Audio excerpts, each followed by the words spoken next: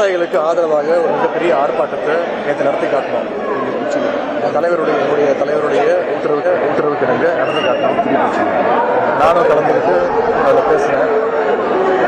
என்னோடு சேர்ந்து என்னுடைய கூட்டணி கட்சி தலைவர்கள், விவசாய சங்க நிர்வாகிகள், விவசாயிகள், பொதுமக்கள் நிறைய பேர் அதை கலந்துக்கிட்டு சிறப்புரையாற்றினாங்க. நான் கிட்டத்தட்ட ஒரு 25 நிமிஷம் அதில் பேசினேன். முழுக்க இந்த ஆட்சி அமைச்ச பிறகு விவசாயிகளுக்கு என்னென்ன விதமான துரோகங்களை செஞ்சிருக்கிறாங்க, தேர்தல் வாக்குறுதின்னு பொய் வாக்குறுதியில் சொல்லி விவசாயிகளை எப்படி ஏமாத்திருக்கிறாங்க, மேகதாது அணை கட்டுவதற்கு கர்நாடக அரசு மிக தீவிரமாக முயற்சி பண்ணிட்டு இருக்கு.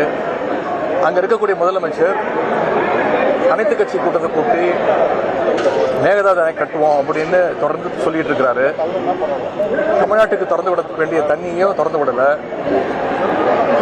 எங்களுடைய தலைவர் முதலமைச்சராக இருக்கும்போது ஒவ்வொரு மாசமும் ஜூன் மாசம் 12ஆம் தேதி மேட்டூர் அணையிலிருந்து தொடர்ச்சியா சில ஆண்டு ஜூன் 12க்கு முன்னாடியே எங்களுடைய தலைவர் விவசாயிகளுக்காக தண்ணியை திறந்து விட்டுருக்கிறாங்க.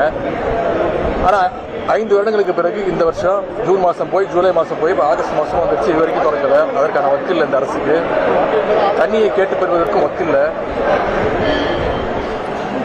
கர்நாடகா எதிர்த்து பேசுறதுக்கு வக்கில்லை, தைரியம் இல்லை, தெம்பு இல்லை. எனவே இந்த முதலமைச்சருக்கெல்லாம் பதில் சொல்ல வேண்டும். சட்டசபையில் பேசும்போது சொன்னேன், அனைத்து கட்சி கூட்டத்தை கூட்டுங்க. இது ஒரு தனிப்பட்ட கட்சியுடைய பிரச்சனை கிடையாது. இது நம்ம மாநிலத்துடைய அனைத்து விவசாயிகளுடைய பிரச்சனை. நம்ம அனைவரும் ஒன்றாக சேர்ந்து போராடுவோம், நம்ம ஒத்துழையை காட்டுவோம்னு தொடர்ந்து நான் சொன்னேன். அதற்கும் பதில் சொல்லுவேன். இதையெல்லாம் நேற்று வலியுறுத்தி, அது மட்டும் இல்லை, ஒவ்வொரு அமைச்சரும் இந்த 3 மாத காலங்களில் என்னென்ன பண்ணிட்டு இருக்கிறாங்கன்னு ஆதாரத்தோடு குறிப்பிட்டு பேசினேன். அதற்கெல்லாம் பதில் சொல்றதுக்கு தெம்பு இல்லாத, திராணி இல்லாத, வக்கில்லாத ஒரு முதலமைச்சர், ஒரு டம்மி முதலமைச்சர் நமக்கு வாச்சிருக்கிறார். அதெல்லாம் விட்டுட்டு நான் பேசாத ஒரு விஷயத்த கட் காப்பி பேஸ்ட் பண்ணி சில விஷயங்களை ஆட் பண்ணி, நான் யாரையும் தவறாக பேசவில்லை. முழுக்க விவசாயிகளுக்காக தான் பேசினேன்.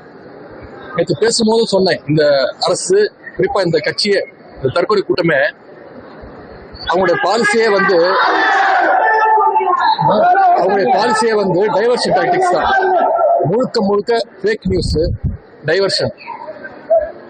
ஏதாவது ஒரு பிரச்சனை மாநிலத்தில் எழும்போது அதை டைவர்ட் பண்றதுக்கு வேற ஏதாவது ஒரு பிரச்சனையை எடுக்க வேண்டியது, முதலமைச்சர் ஒரு போட்டோ ஷூட் நடத்த வேண்டியது, திமுகவுடைய திட்டங்களை போய் சுத்தி பார்க்க வேண்டியது, போஸ்ட் கொடுக்க வேண்டியது, ரீல்ஸ் போடுறது, அமைச்சர்கள், சட்டமன்ற உறுப்பினர்கள் பள்ளிக்கூடத்துக்கு போய் அங்க இருக்கக்கூடிய மாணவர்கள் எல்லாம் வர சொல்லி அவங்க கட்சி பேரை சொல்லி கோஷம் போட சொல்லி அதை ரீல்ஸா போடுறது, அவங்களுடைய சட்டமன்ற உறுப்பினர்கள் மேல அவங்களுடைய நிர்வாகிகளே இது வரைக்கும் பல்வேறு குற்றங்களை சொல்லியிருக்கிறாங்க, பாலியல் குற்றங்கள் சொல்லியிருக்கிறாங்க. அதற்கெல்லாம் இது வரைக்கும் எந்த நடவடிக்கையும் எடுக்கல.